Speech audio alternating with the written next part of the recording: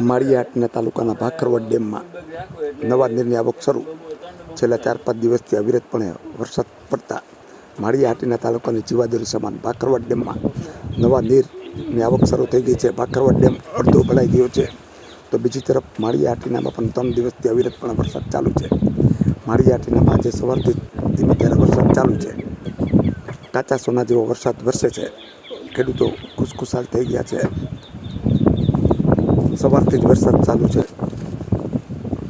આજુબાજુના ગામડાઓમાં પણ વરસાદ પડ્યાના વાવડ મળે છે.